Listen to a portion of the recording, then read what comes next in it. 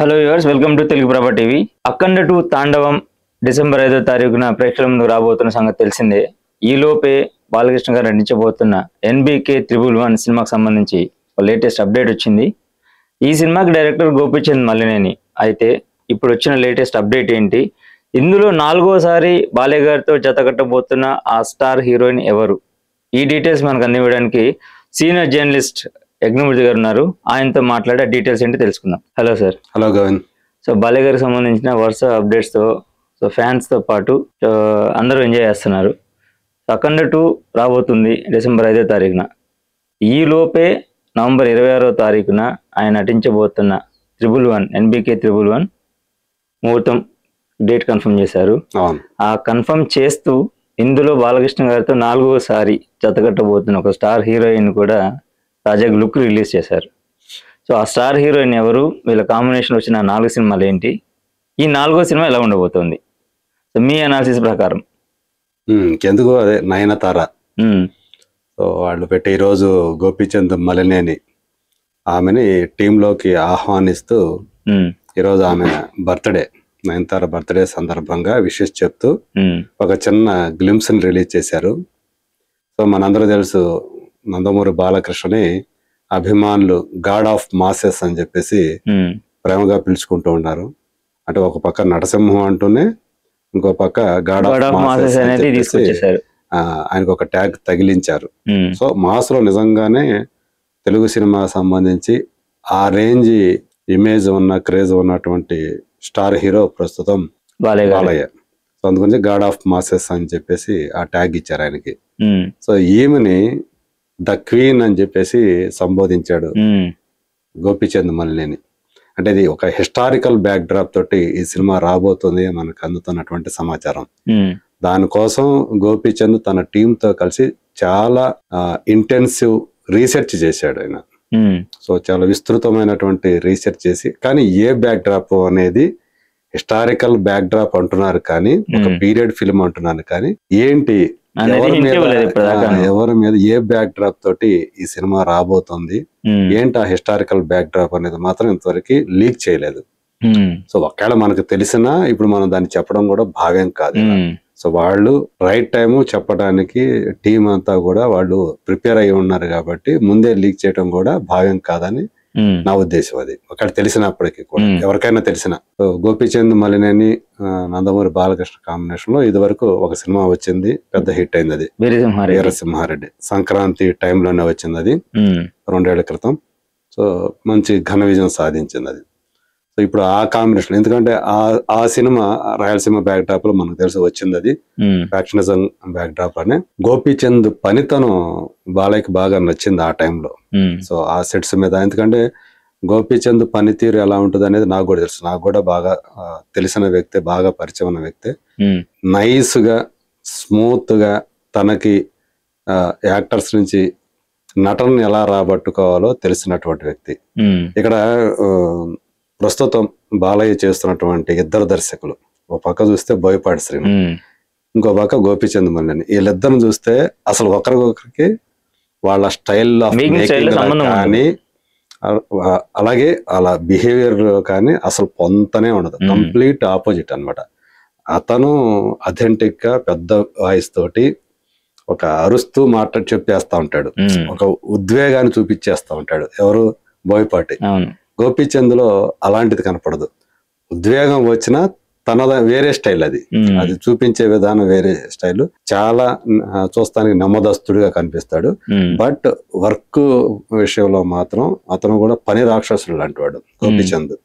So చాలా smooth గా పని చేయించుకుంటాడు. అందరూ అతను ప్రేమిస్తారు. అది అతనిలో ఉన్నటువంటి ఒక గుణం ఏంటంటే, అతని టీంలో ఉన్నవాళ్ళు కానివ్వండి, సెట్స్ మీద వాతావరణం, అందరూ కూడా గోపీచంద్ని చాలా అభిమానంగా చూసుకుంటారు అనమాట. అలాంటి ఒక టైప్ ఆఫ్ వర్క్ అనమాట అతనిది. ఆయనతో ఫోన్ లో మాట్లాడినప్పుడు కూడా చాలా స్మూత్ గా, నెమ్మదిగా, నిదానంగా సమాధానం చెప్తారు. అంతే, అది అతను స్టైల్ అదే. అంతే.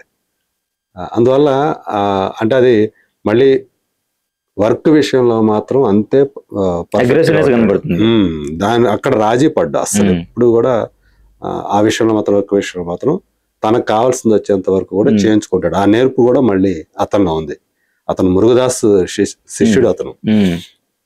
సో ఆయన దగ్గర నుంచి అతను కూడా అలాగే బాగా పని రాబట్టుకునేటువంటి డైరెక్టర్ మురుగదాస్. ప్రస్తుతం అతను ఫామ్ లో లేడు, అది వేరే విషయం. కానీ సో ఇప్పుడు నయనతార 4వసారి, మీరు చెప్పినట్టు 4వసారి బాలయ్య సరసన నటించబోతూ ఉన్నారు. ఆ క్వీన్ అని చెప్పేసి ఏదైతే నేను చెప్పిన గ్లిమ్స్ లో, అంటే మనకు పూర్తిగా చెప్పాలి కాస్త కొంచెం షాడో టైప్ లో చూపించారు ఆమెని.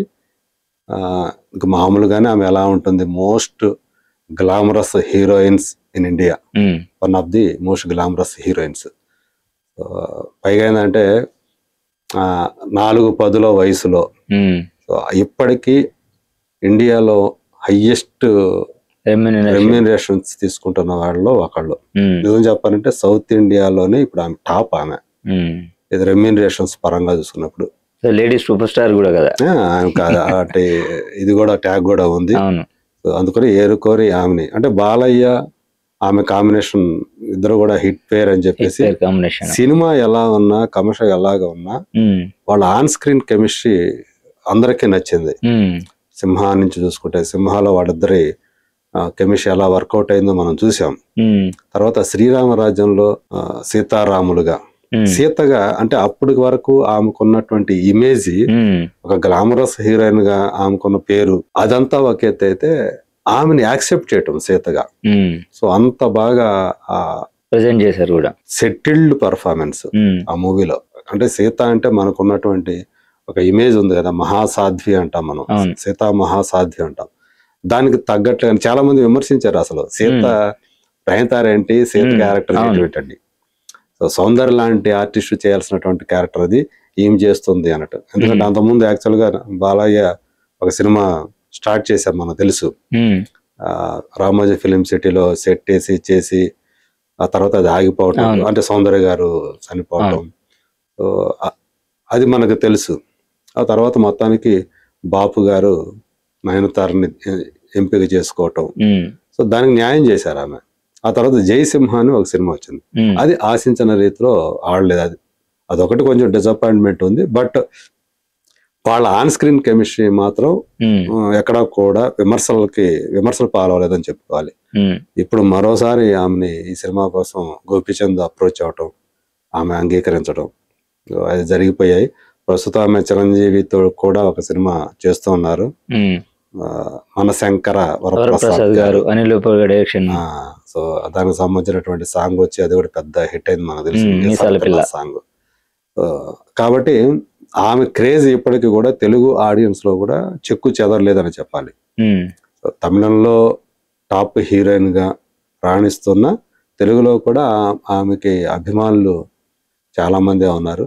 ఖచ్చితంగా ఈ సినిమా కూడా, అంటే సింహ సినిమా ఏ రేంజ్ హిట్ అయిందో ఖచ్చితంగా దానికి మించినటువంటి హిట్ అవుతుంది. ఎందుకంటే ఇది చాలా లావిష్ స్కేల్లో గ్లిమ్స్ లో కూడా ఒక గుర్రం మీద ఒక వ్యక్తి వెళ్తున్న ఒక చిన్న బిట్ కనబడింది దాంట్లో, బాలయ్య గారే అంతే. సో అదే చెప్తాను, హిస్టారికల్ బ్యాక్ డ్రాప్ అన్నారు కదా. సో మళ్ళీ గౌతమి పుత్ర శాతకర్ణి తర్వాత ఆ సినిమా, అది 100వ సినిమా బాలయ్యకి. మళ్ళీ 111వ సినిమాలో కూడా అలాంటి ఒక హిస్టారికల్ బ్యాక్ డ్రాప్ తోటే ఆయన ఈ సినిమా చేయబోతున్నారు. సో నయనతార తోటి ఆయన కెమిస్ట్రీ ఒకటి. సో ఎలా ఉండబోతుంది ఆమె క్యారెక్టర్ ఈ సినిమాలో, ఒక క్వీన్ అని చెప్పేసి సంబోధించారు గ్లిమ్స్ లో. సో అంటే ఒక క్వీన్ క్యారెక్టర్ ఆమె చేయబోతున్నారు అని చెప్పేసి అర్థమవుతోంది. అయితే ఎవరా క్వీన్, ఏంటి ఆ పాత్ర అనేది మాత్రం సస్పెన్స్ అనే చెప్పాలి. చూడాలి. మీరు అన్నట్టు 26 నుంచి ఈ సినిమా సెట్స్ మీదకి వెళ్తుంది, అంటే ముహూర్తం జరగబోతుంది. తర్వాత ఎప్పుడు సెట్స్ మీదకి వెళ్తుంది ఏంటనేది తర్వాత మనకి అప్డేట్ వస్తుంది. ఎందుకంటే డిసెంబర్ 5న అఖండ 2 వస్తుంది కాబట్టి దానికి సంబంధించినటువంటి ప్రమోషన్స్, ఆ యాక్టివిటీస్ అన్ని కూడా ఇప్పుడు ఊపందుకోబోతూ ఉన్నాయి. మళ్ళీ మనం ఆ సినిమా గురించి మాట్లాడుకోవాల్సి ఉంది. చూద్దాం. ఏదైతే ఇప్పుడు వీళ్ళైతే ఒక గ్లిమ్స్ రిలీజ్ చేశారో బర్త్డే సందర్భంగా, అది వైరల్ అవుతా ఉంది ఆ గ్లిమ్స్ అనేది. 4వసారి మళ్ళీ బాలయ్య నయనతార కాంబినేషన్. అభిమానులకు మాత్రం నిజంగా వాళ్ళు చాలా హ్యాపీ ఫీల్ అవుతున్నారు. ఎందుకంటే వాళ్ళకి ఇష్టమైనటువంటి హీరో కాంబినేషన్, ఇష్టమైనటువంటి కాంబినేషన్ తో మళ్ళీ ఒక సినిమా రాబోతుంది అనేది వాళ్ళ సంతోషానికి కారణం. సో మీరు చెప్పినట్టుగా NBK 111 డెఫినెట్గా వరుస అప్డేట్స్ రేపు 26 నుంచి రాబోతున్నాయి. అండ్ నయనతార లుక్ కూడా చాలా బాగుంది వైరల్ అవుతూ. సో ఈ సినిమాకి సంబంధించి మరిన్ని అప్డేట్స్ మాట్లాడుకునే ముందు నెక్స్ట్ ఇంకొక ఇంట్రెస్టింగ్ టాపిక్తో మళ్ళీ కలుద్దాం. సో చూసారు కదండి, NBK 111 సినిమా నుంచి వచ్చిన లేటెస్ట్ అప్డేట్. సో మరో ఒక అప్డేట్తో మళ్ళీ కలుద్దాం. Thank you so much.